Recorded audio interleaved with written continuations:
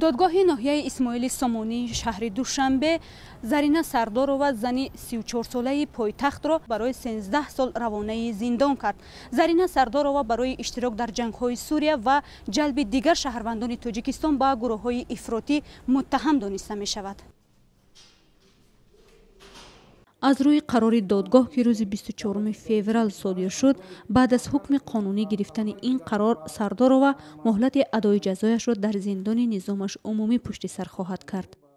با سردارova زرینه طالبovna جزای نهایی در نمود محروم ساختن آزادی با مهلت 13 سال با محروم کردن از حقوق مشغول شدن با فعالیت مربیگری در مؤسسه‌های تا مکتبی با مهلت 2 سال با ادا نمودن جزا در کلان اصلاحی دارای نظامش عمومی تعیین کرده شود. جورابک شیرینزاده دادرس پرونده هنگام قرائت حکم گفت که زرینه سردارova مادر 2 فرزند در اولهای سال گذشته طریق غازیان تیپه ترکیه به سوریه گذشته 8 ماه در منطقه دیروززار آن کشور حضور داشته است. با تاکید دادرس اشتراک سردارova را در جنگ‌های سوریه عکس و نوارهایی که در رفت تفتیشات به دست آمده است اثبات می‌کند. از روی سندهای تفتیشات انجام شده بعد بمباران شدن این منطقه زرینه سردارova خود را با $600 که در جیبش داشته است تا ترکیه رسانده و سپس از آنجا با یاری نزدیکانش به دوشنبه برگشته است.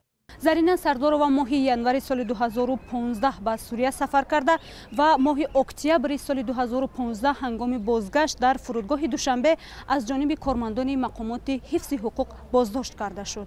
گرچند که سوچه‌آمده سردارova زرینه با ایپ‌های به او اعلام کرده شده با ماده 401 پریمیر کد جنایتی جمهوری اسلامی خودش را قسما و با ماده 307 پریمیر قسم دی کد جنایتی جمهوری اسلامی خودش را تماما گناهکار حساب نکرده باشد هم گناه او در صادر نمودن جنایت‌های مذکور با نشان دادن شاهدان و دیگر دلایل پرونده که در مورد پرونده موجود میباشند پر تصدیق خود را یافتند.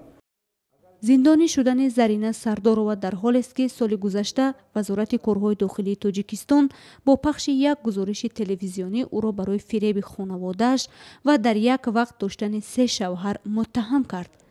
در این گزارش گفته شد که سردارova با وعده طبابت و استراحت در ترکیه به استانبول رفته و از آنجا به سوریه گذشته است و نزدیکانش بعد بینام و نشان شدن او به جستجویش افتادند. اما بعد از اعلان حکم دادگاه نسبت به زرینه سردارova نزدیکان وی از صحبت با ما خودداری کرده جزئیات بازداشت و احتمال شکایتشان از بالای این قرار دادگاه را نیز بیان نکردند. ولی دادرس پرونده گفت که آنها حق دارند تا 10 روز دیگر برای بازبینی این حکم شکایت ببرند.